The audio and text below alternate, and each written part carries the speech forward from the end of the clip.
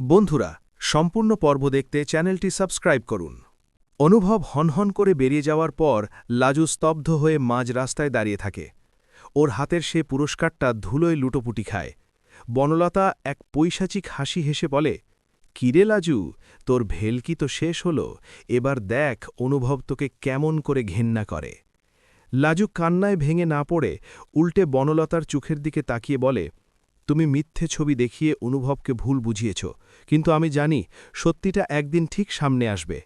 বনলতা অবজ্ঞার সুরে বলে, সত্যি তো সামনেই আছে, ওই ছবিতে পরিষ্কার দেখা যাচ্ছে তুই আর ওই ছেলেটা কত ঘনিষ্ঠ ছিলি। লাজু জানে ওই ছবিগুলো সব সাজানো। কলেজেরই কোনো একটা পুরনো নাটকের রিহার্সালের মুহূর্তকে বনলতা কৌশলে ভুলভাবে উপস্থাপন করেছে। ও আর কথা না বাড়িয়ে সোজা অনুভবের বাড়ির দিকে রওনা দেয়। মনে মনে ভাবে, আজ ওকে সবটা বলতেই হবে। এদিকে অনুভব ঘরে ফিরে আলমারি থেকে লাজুর দেওয়া সব স্মৃতিগুলো বের করে মেঝেতে ফেলে দেয়। ওর বিশ্বাস ভেঙে চুরমার হয়ে গেছে। ও ভাবতেও পারেনি যে মেয়েটাকে ও অতটা আগলে রেখেছিল সে ওকে এভাবে ঠকাতে পারে। শ্রী আর থাম্মি ড্রয়িং রুমে বসে আলোচনা করছিল। বনলতা ততক্ষণে সেখানে পৌঁছে আগুনের ঘি ঢালতে শুরু করে। ও বলে, মা, আমি আগেই বলেছিলাম এই মেয়েটা সুবিধার নয়। দেখুন ও কিভাবে আমাদের সবাইকে ঠুকিয়েছে। শ্রীর রাগে কাঁপতে কাঁপতে বলে, আজ আসুক ও, ওকে ঘাড় ধরে এই বাড়ি থেকে বের করে দেব। ঠিক সেই সময় লাজু মাথা নিচু করে বাড়ির ভেতর ঢোকে। শ্রী চিৎকার করে বলে, আর এক পাও এগোবি না, তুই আমাদের বংশের মুখে চুনকালি দিয়েছিস, এক্ষুনি বেরিয়ে যাই বাড়ি থেকে। লাজু কাপা গলায় বলে, মা, একবার আমার কথাটা শুনুন, আমি কোনো অন্যায় করিনি। অনুভব ওপর থেকে সব শুনছিল। ও সিঁড়ি দিয়ে নেমে এসে লাজুর সামনে দাঁড়ায়। ওর চোখে জল, কিন্তু গলার স্বর পাথরের মতো শক্ত। ও বলে, আর কোনো নাটক করার দরকার নেই লাজু। তুমি যে ছবিগুলো বনলতা দেখিয়েছে সেগুলোর কোনো ব্যাখ্যা কি তোমার কাছে আছে? লাজু পরে, ওগুলো নাটকের ছবি অনুভব। কিন্তু অনুভব ওর কোনো কথাই বিশ্বাস করতে চায় না। ও বলে, কাল সকালেই আমি তোমার ডিভোর্স পেপার রেডি করব। তুমি আজ রাতটা গেস্ট রুমে থাকতে পারো, কাল সকালেই বিদায় হবে। লাজু বুঝতে পারে এখন কিছু বলে লাভ নেই। ও চুপচাপ ঘরে চলে যায়। সারা রাত ও এক ফোঁটা ঘুমাতে পারে না। ও শুধু ওর সেই পুরনো ডায়েরিটা বের করে যেখানে ও ছোটবেলা থেকে ওর সব নাচের আর নাটকের খতিয়ান লিখে রেখেছে। পরদিন সকালে যখন সবাই ডাইনিং টেবিলে বসেছিল, লাজু সেখানে এসে দাঁড়ায়। ওর হাতে সেই পুরনো ডায়েরি আর একটা পেন ড্রাইভ। ও শান্ত গলায় বলে, আমি চলে যাচ্ছি, তবে যাওয়ার আগে আমার একটা শেষ অনুরোধ। তোমরা সবাই একবার ওই ল্যাপটপে এই ভিডিওটা দেখো।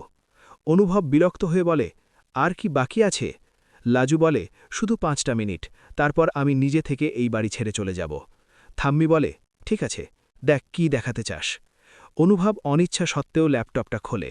ভিডিওটা চালু হতেই দেখা যায় কলেজের সেই পুরনো নাটক যেখানে লাজু আর ওর এক সহপাঠী অভিনয় করছে। বনলতা যে ছবিটা দেখিয়েছিল সেটা আসলে সেই নাটকের একটা বিশেষ দৃশ্য, যা সুকৌশলে এডিট করে স্থির চিত্র বানানো হয়েছিল। ভিডিওতে দেখা যায় নাটকের শেষে সবাই হাততালি দিচ্ছে এবং লাজু তার সেই সহপাঠীকে দাদা বলে সম্বোধন করছে। পুরো ঘর নিস্তব্ধ হয়ে যায়। বনলতার মুখ ফ্যাকাশে হয়ে যায়। ও তোতলামি করে বলে, না, এটা হতে পারে না, ও নিশ্চয়ই এটা বানিয়েছে। লাজু তখন ওর ডায়েরিটা অনুভবের সামনে রাখে। সেখানে প্রত্যেকটা নাটকের তারিখ আর পারফরমেন্সের ডিটেলস লেখা আছে। অনুভব ডায়েরিটা উল্টে দেখতে দেখতে নিজের ভুল বুঝতে পারে। ওর মনে হয় ওর পায়ের তলা থেকে মাটি সরে যাচ্ছে। ও লাজুর দিকে তাকায়। লাজু তখন ব্যাগ গুছিয়ে দরজার দিকে এগোচ্ছে।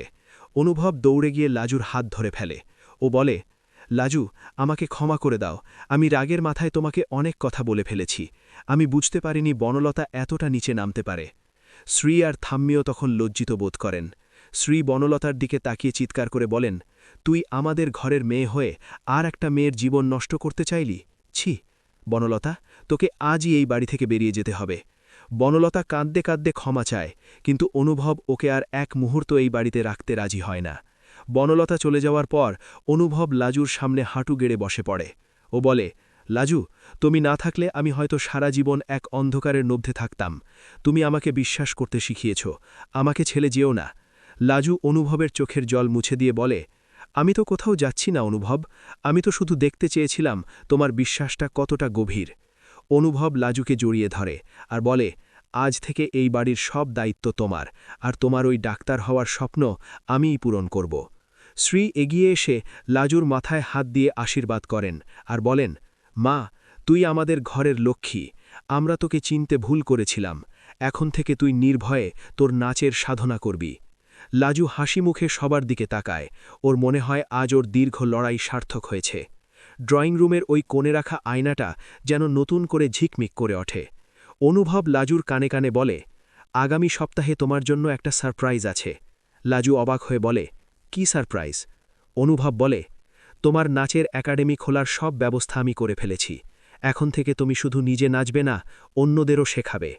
লাজু আনন্দে আত্মহারা হয়ে অনুভবের বুকে মাথা রাখে। বাইরের আকাশটা তখন পরিষ্কার হয়ে গেছে, যেন সব মেঘ কেটে গিয়ে নতুন ভোরের আলো দেখা দিচ্ছে। লাজু মনে মনে প্রতিজ্ঞা করে, ও আর কোনোদিন কোনো বাধা দেখে পিছিয়ে আসবে না। ও লড়বে ওর সম্মানের জন্য আর ওর ভালোবাসার জন্য, কারণ ও জানে ওর পাশে অনুভব আছে, যে ওকে হাজারটা ঝড়ের মাঝেও আগলে রাখবে। কিন্তু গল্পের শেষ এখানেই নয়। বনলতা কি সহজে হার মানবে, নাকি ও আবার নতুন কোনো চক্রান্ত নিয়ে ফিরে আসবে? লাজু কি পারবে ওর ডাক্তারি পড়া আর নাচ দুটোই সামলাতে, নাকি আবার কোনো নতুন রহস্য ওদের জীবনে ছায়া ফেলবে? তা নিয়েই শুরু হবে আগামী দিনের নতুন পথচলা। অনুভবের জীবনের লাজুর জায়গা এখন অনেক উঁচুতে। ও বুঝেছে রূপের চেয়ে গুণের কদর অনেক বেশি। আর লাজু হলো সেই গুণের খনি, যার আলোয় ওদের সংসার এখন আলোকিত হয়ে উঠবে। পরবর্তী দিনে লাজুর কলেজে নতুন চ্যালেঞ্জ আসবে। ওর বন্ধুরা যারা ওকে হিংসা করত, তারা কি ওকে মেনে নেবে, নাকি সেখানেও নতুন কোনো নাটক অপেক্ষা করছে? জানতে হলে সঙ্গে থাকুন, আমাদের এই রোমাঞ্চকর গল্পের পরবর্তী মোড়গুলো উন্মোচিত হবে খুব শীঘ্রই। লাজু আর অনুভবের এই সুন্দর সম্পর্কের জয় হবেই, কারণ সত্যের জয় অনিবার্য।